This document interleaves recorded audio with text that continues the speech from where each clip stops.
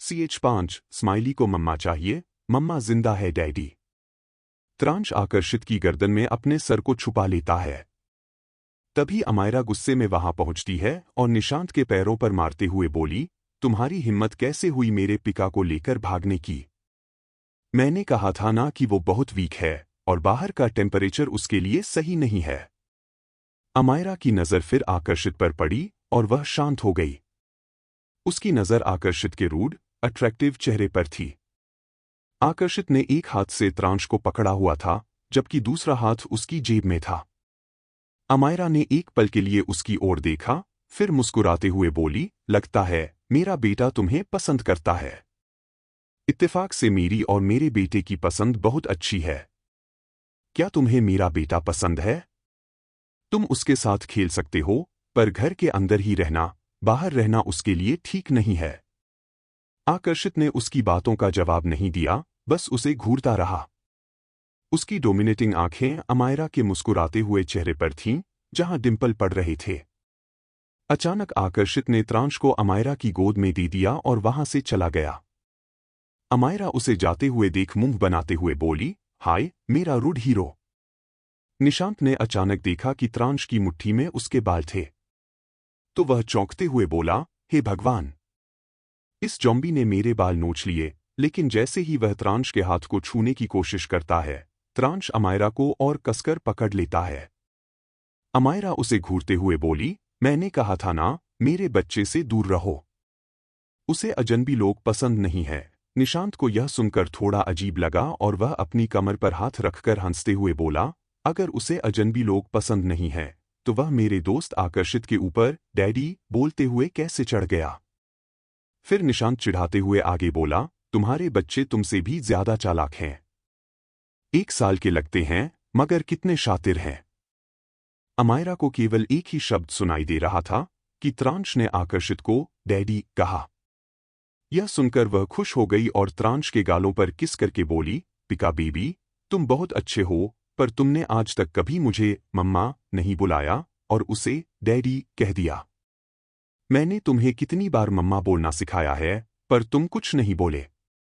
पर कोई बात नहीं, गिफ्ट के तौर पर मैं आज तुम्हें 30% एक्स्ट्रा मिल्क और पिका वाले 2 सेट ट्रेस भी दिलाऊंगी।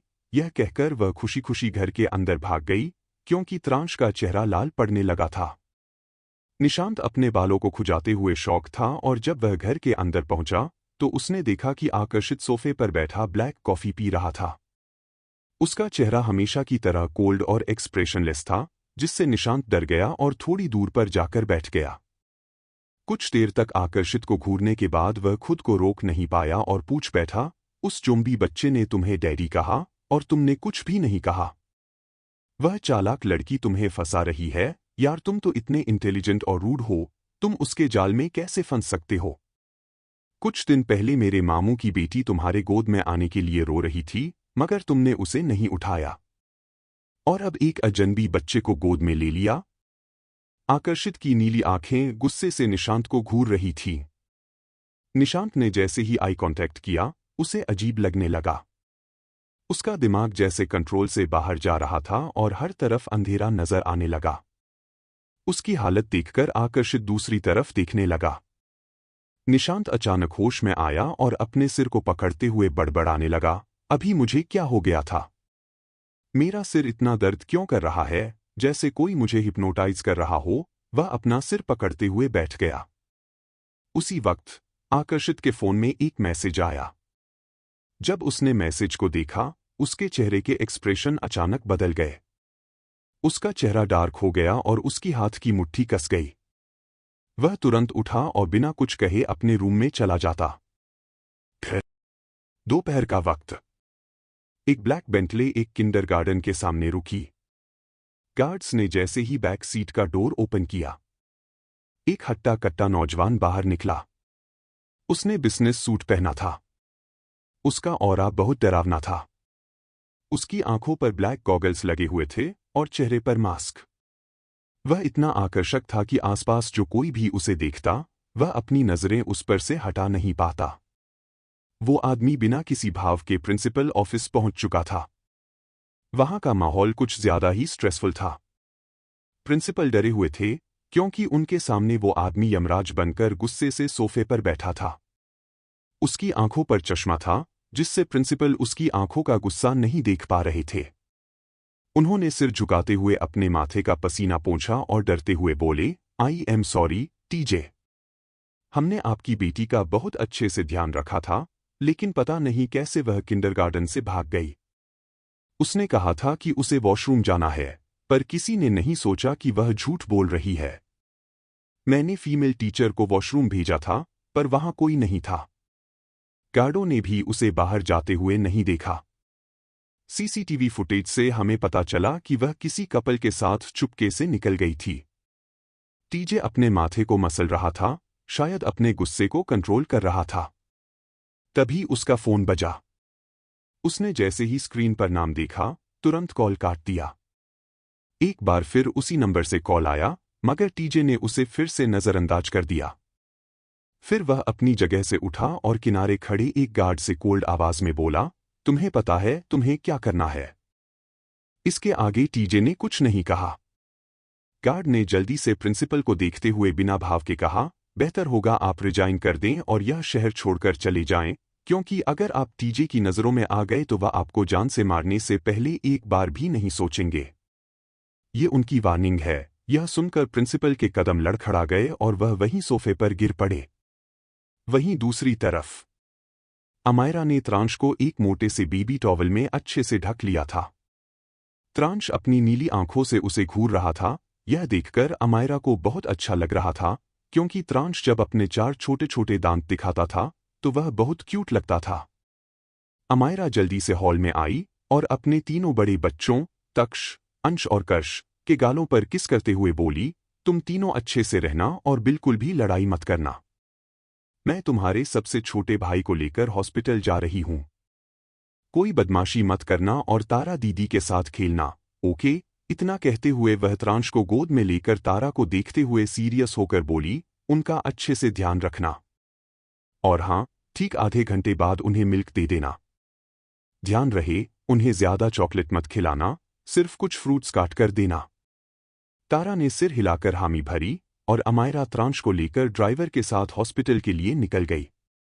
अभी वे लोग हाईवे के पास ही पहुंचे थे कि मौसम फिर से बिगड़ने लगा। अमायरा ने त्रांश को अच्छे से पकड़कर उसके माथे पर हाथ रखा, उसका तापमान चेक करने के लिए। जब तापमान नॉर्मल निकला तो उसने राहत की सांस ली। फिर वह उसके गालों को खींचते हुए प्यार से बोली, बीबी, तुम इतनी जल्दी बीमार क्यों पड़ जाते हो? तुम अपने बाकी भाइयों की तरह एक्टिव भी नहीं हो, पर कोई बात नहीं, मैं तुम्हें सब सिखा दूंगी। इतना कहकर वह उसके साथ खेलने की कोशिश करती है, मगर त्रांश उसे अपनी नीली आंखों से घूरता है और फिर अपनी आंखें बंद कर लेता है। यह देखकर अमायरा ने हंसते हुए कहा, खड़ूस, तुम केवल एक बार उस खड़ूस आदमी से मिले हो और तुम्हारी हरकतें बिल्कुल उसकी जैसी हो गई हैं। बार बार मुझे इग्नोर करते हो।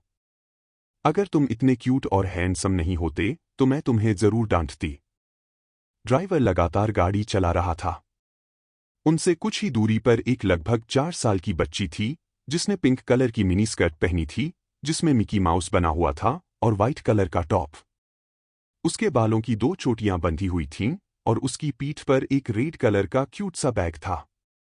उसने वाइट कलर के शूज पहने थे और वह बहुत ही क्यूट लग रही थी। वह एक बार पीछे मुड़कर देखती है, जहां कई सारे बॉडीगार्ड्स उसके पीछे भाग रहे थे। यह देखकर वह अपनी कमर पर हाथ रखकर बोली, स्माइली से पंगा, हुआ। इतना कहते ही उसने पूरी ताकत लगाकर आगे की ओर भागना शुरू कर दिया। भागते भागते वह हाईवे के पास आ गई थी। अचानक उसका पैर मुड़ा और वह जमीन पर घुटनों के बल गिर गई। उसके घुटने में चोट लग गई थी, पर उसने रोने के बजाय अपने घुटने को सहलाना शुरू कर दिया। तभी अमायरा की कार एकदम से उसके पास आकर रुकी। स्माइली घबराकर अपनी आंखें बंद करते हुए जोर से चिल्लाई, आह! ड्राइवर ने एकदम से कार रोकी थी, वह थोड़ा घबरा गया।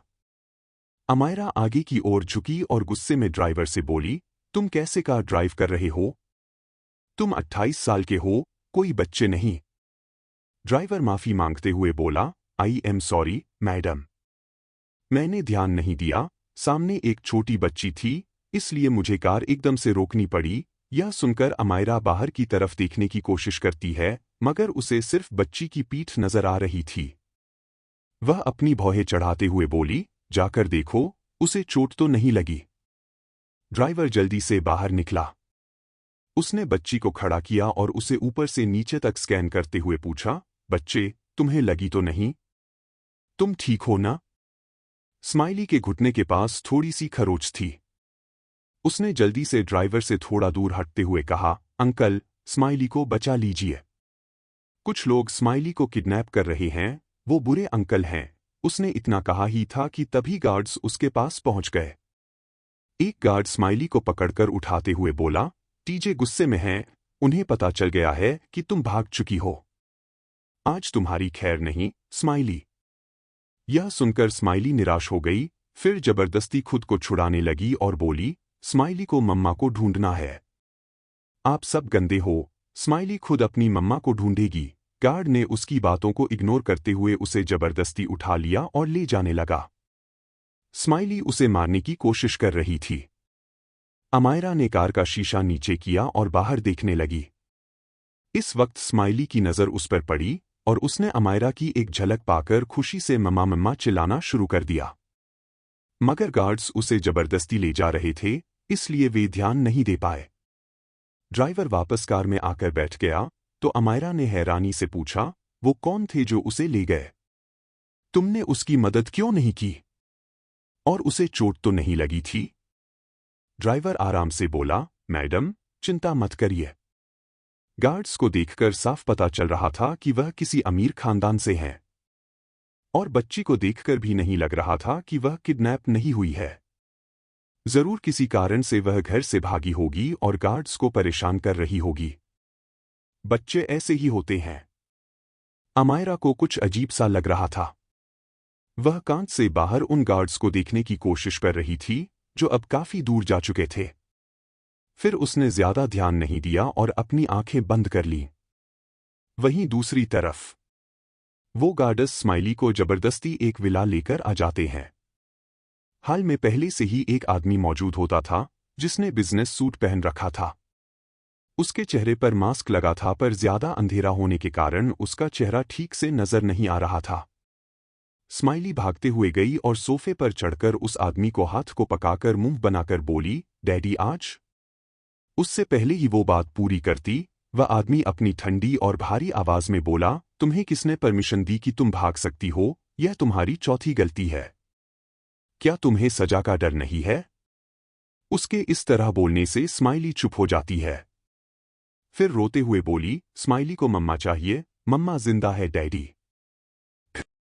तभी वह आदमी गुस्से में बोला, शट अप, तुम्हारी मॉम मर चुकी है, इसलिए दोबारा कभी भी उसका नाम मत लेना। इतना कहते ही वो गुस्से से अपनी मुट्ठी को बंद कर देता है।